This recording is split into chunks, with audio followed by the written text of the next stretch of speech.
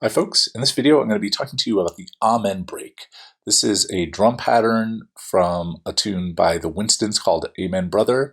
It's been sampled an incredible number of times. It is possibly the most sampled recording in history, certainly one of the most sampled drum breaks. It's been used in hundreds, if not thousands, of commercial releases and uncountably many unofficial ones.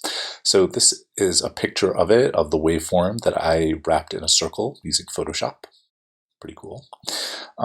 So this break has got quite an interesting story to it even before we get to the break itself, which begins with a gospel tune called Amen, Amen, Amen.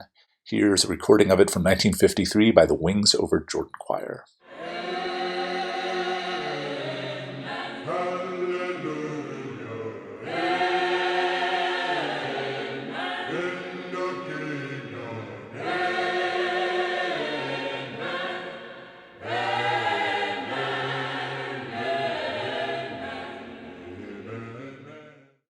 I learned this tune as a vocal warm-up in choral and musical theater settings, not in black church, but either way, beautiful one, yeah.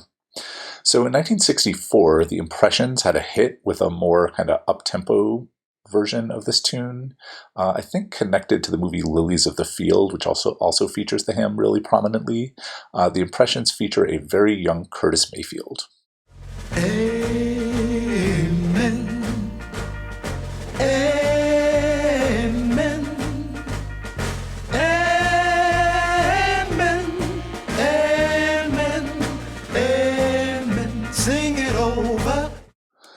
So possibly inspired by that recording, in 1969, the Winstons did an instrumental recording of the tune. They called it Amen Brother, and their version is very up-tempo. Here it is.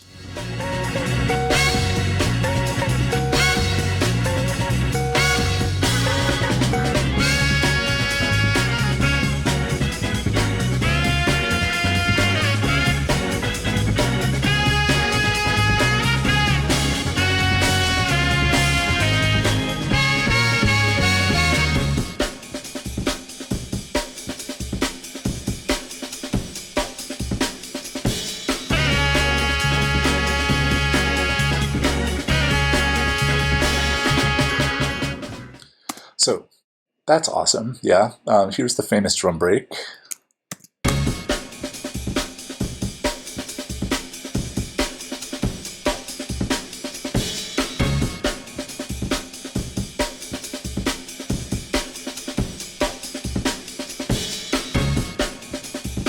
So there's a couple of different things that make this break so awesome. One is just the energy, right? Just the sheer kind of force and passion that the drummer, Sylvester Coleman, brings to it.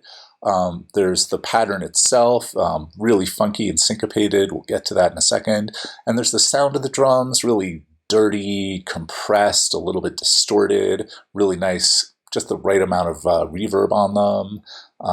The saturation from the tape, the particular combination of the microphones and the mixing desk. I mean, it all comes together to make a drum sound that's just exquisite. Typically, when people want it as a drum break, they don't want that that little horn blast. So what you might do is just take like this second downbeat and use it in place of the first one.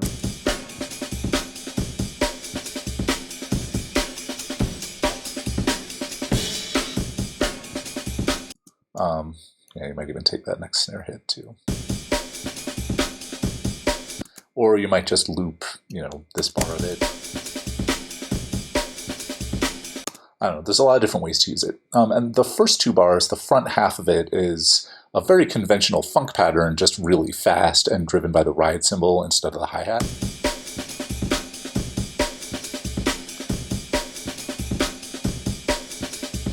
And if you slow that down, it becomes a really nice hip-hop beat, as we will discover when we start listening to some other examples.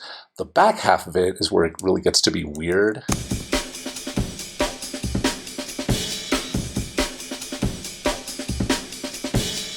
So first of all, this snare drum hit, you expect it to be here on beat 4 of this bar, but it's displaced. And then over here, there's no kick drum at the beginning of the beat. Instead, there's just some extra ghost notes on the snare. this snare drum is displaced. There's this huge open hi-hat where you don't expect it. Really a wild and unpredictable bit of drumming.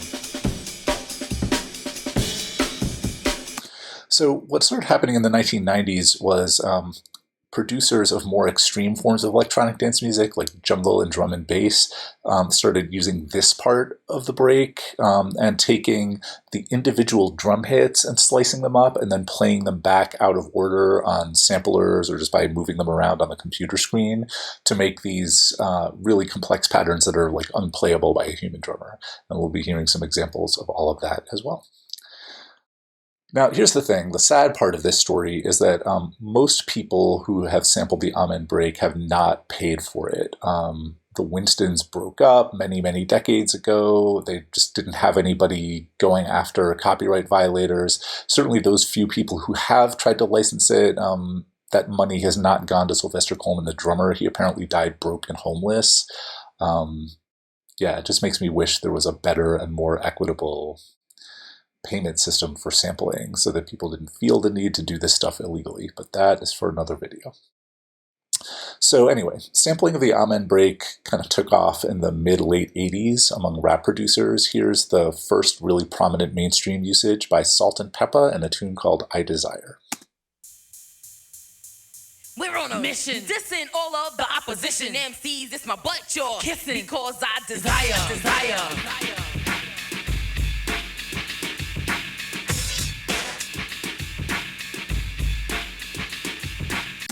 So, first of all, the Amen break is slowed down a lot. The original is like 130-something BPM. This is more like 100. And back in the 80s, it wasn't possible to control the pitch and the tempo of a sample independently. So if you wanted your sample to be slower, it also had to be lower in pitch. And they've also layered a couple of other things on top of the Amen break. There's that open hi-hat from Walk This Way by Aerosmith. And they've also got a drum machine on top of it.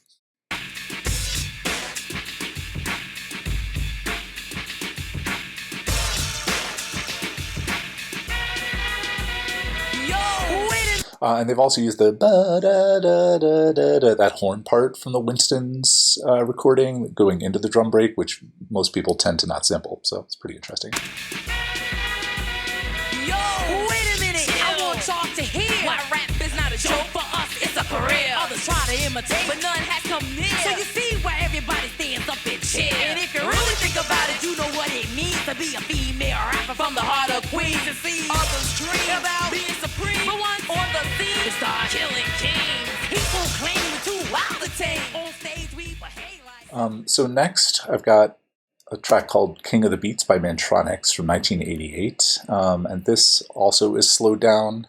Not quite as much as Salt and Peppa slow it down, but they put this air horn siren on top of it, and that has itself become an iconic sample. Jay Dilla used it about 1 billion times, and I've heard it referred to as the Dilla air horn, or the Dilla siren.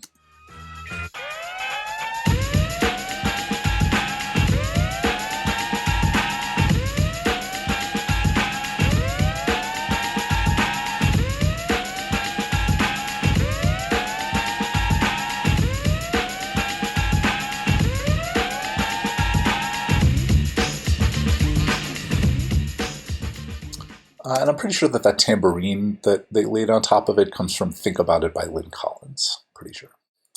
All right, so from the next year, we've got Straight Outta Compton by NWA. Oh no, from the same year, from 1988. And they lay a much harder, heavier drum machine beat on top. And their tempo is somewhere in between Salt and Peppa and Mantronix. And I have removed some of the curse words. If you want to hear the full Not Safe for Work version, go listen to it elsewhere. Here's a murder rap to keep ya dancing. With a crime record like Charles Manson. AK-47 is a tool. Don't make me act a fool. Me and you can go toe to toe, no mate. I'm not an index out the box daily. Yo, weekly, monthly, and yearly. Until them dumb motherfuckers see clearly that I'm down with the capital CBT. Boy, you can't go with me. So when I'm in your neighborhood, you better duck. Cause Ice Cube is crazy as as I leave. But when I come back, boy, I'm coming straight out of Compton. Intense. All right, so we're going to jump ahead 8 years to the mid 90s. Here is Aphex Twin with Girl Boy Song. And this is a very different approach from the hip hop approach. Instead of slowing the break down, Aphex Twin is speeding it up and raising its pitch and slicing up the back half of the break and playing the slices back out of order to make a much more kind of unearthly, robotic sounding kind of beat.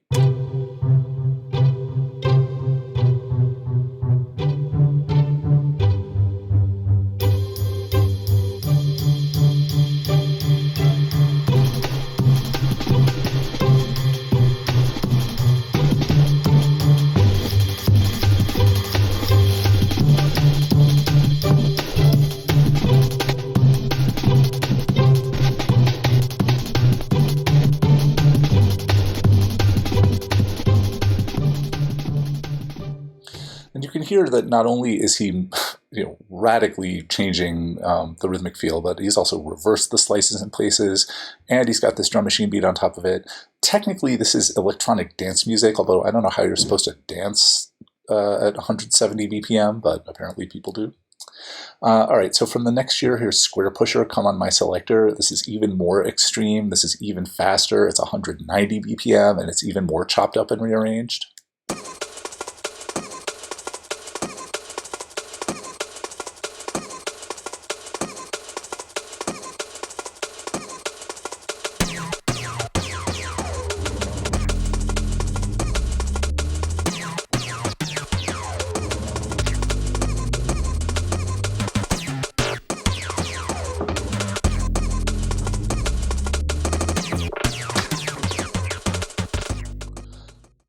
So originally this kind of music was mostly confined to like underground clubs. It was pretty marginal, but as the 90s went on, it started to percolate into the mainstream to the point where TV theme songs started to use it. So the Futurama theme song uses the Amen break pretty much unedited, but my preferred example is the Powerpuff Girls theme song from 1998, which uses the Amen break sped up, not quite as fast as the drum and bass people, but still pretty sped up. And there's some other drum breaks later on there as well. Thus, the Powerpuff Girls were born. Using their ultra superpowers, Blossom, Bubbles, and Buttercup have dedicated their lives to fighting crime and the forces of evil.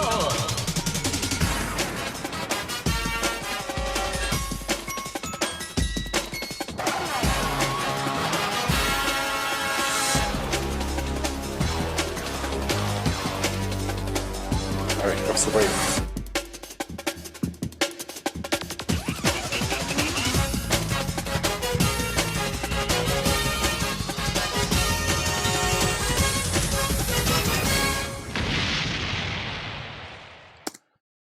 Okay, so next I've got Streets on Fire by Lupe Fiasco. This is a hip-hop song, and much more like the 80s examples, just takes the front half of the break, loops it directly, does not chop it up or do anything so crazy to it. It's a little bit faster than the other hip-hop examples, not quite as fast as the original. I am recording this video in the midst of the coronavirus epidemic, and these lyrics are a little too on point, so trigger warning for content. Disease, the virus is spreading in all directions. No safe zone, no cure, and no protection. No symptoms to find the signs of an infection. No vaccines, remedies, and no corrections. Quarantine your dreams and sell off all connections. Don't let them in, not a friend, not a reflection. Everybody's got it and want you to have it next then. Don't accept them if you want to stay as an exception. No pill can heal the ill of this sickness. Some are still in doubt of its existence. Some call it forgiveness and some call it the vengeance. Some say it's an exit and some say it's an entrance. The poor say the rich have the cure. The rich say the poor are the source. Revolutionaries say a psychological war invented by the press just to have something to report. Some say the first case came from a maternity ward. Some say a morgue. Some say the skies. Some say the floors. Whores say the nuns. Nuns say the whores. And everybody is sure. Yeah, a little too on point for current events.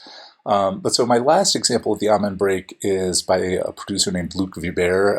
One of his various alter egos is Amen Andrews. He is so obsessed with the Amen break that he has this whole producer persona devoted to it, where every single track is based around the Amen break. This is just one example of many, called Amen HQ from 2014.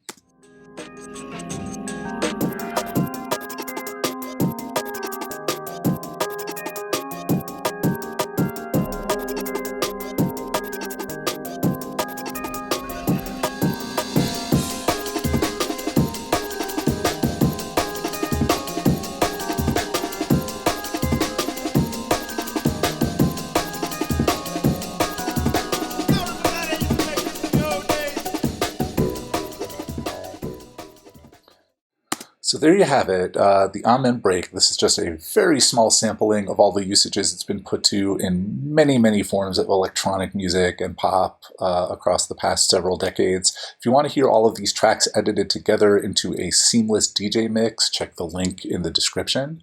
Thank you very much for watching.